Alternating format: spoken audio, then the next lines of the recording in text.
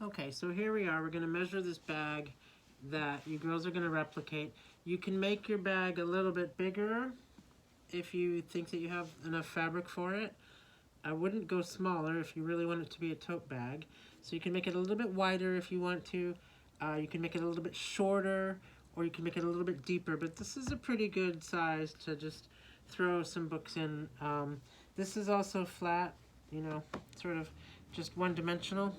We have already talked about this bag a little bit. Now we're going to talk about measuring it. So I'm going to take this ruler, and this finished bag is 13 3/4 by about 14 inches, and in some places 13 3/4. And it's funny because to my eye it doesn't look like a square, but it's a little bit more of a square than not.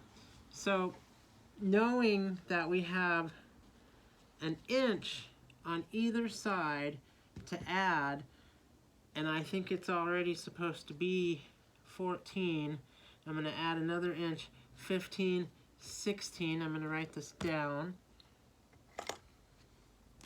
Again, you can make yours a little bit different, but what I'm going to do is I'm going to draw out 16 inches this way, and this is the top of the bag. So on my fabric, with the ruler and the chalk that you have, I'm going to mark out 16, and then, what did I say this one was, 14? I know the bottom is 1/2 inch and the top is 1/2 inch, so I'm going to make that at least 15. The reason there's a lot extra on the sides, as we talked about before, we're going to do French seams, we're going to do enclosed seams, and we'll do a practice on that before we actually put these together. But what we're doing right now is just measuring out the fabric for the actual bag. So I'm going to do 16 by 15.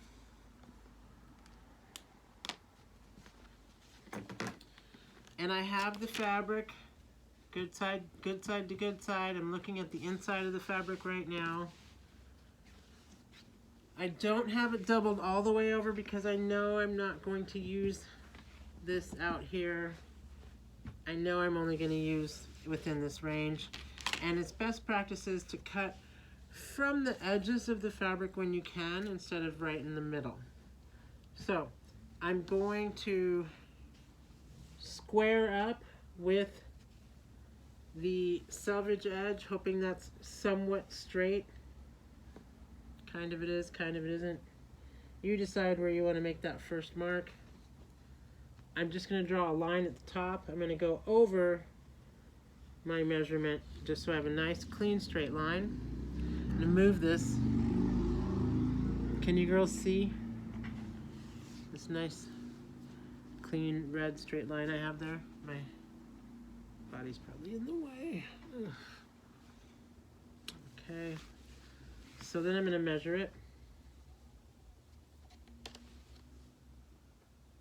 I said I wanted the top length, the length to be 16 inches. This is an 18-inch ruler, so I'm going to just take 2 inches away, make my mark here at 16, make my mark here at 0, and then I'm going to go down.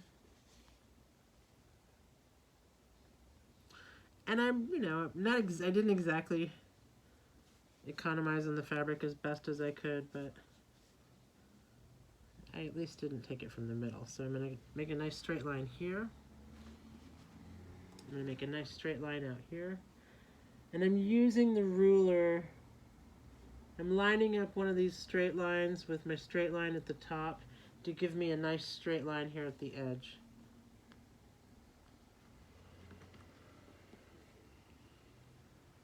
Okay. And then I'm going to measure at least 15 inches down. Again, this is an 18-inch ruler, so to make it easy on myself, I'm going to count from the end, so 18, 17, 16, 15, 3 inches off. I moved it. Do that again. 1, 2, 3. I mark there. I'm going to come over here, do the same thing. Just mark off at 15 on my nice red line. 1, 2, 3. Okay. These rulers are pretty handy. Hopefully you can see what I'm doing. I'm just gonna, alright. So take your pins. We're cutting both pieces at the same time. Put a pin inside of the work, inside the body of the work.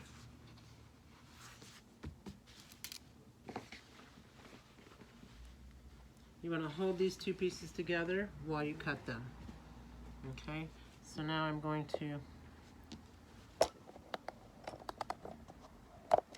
show you, hopefully, how it looks marked out.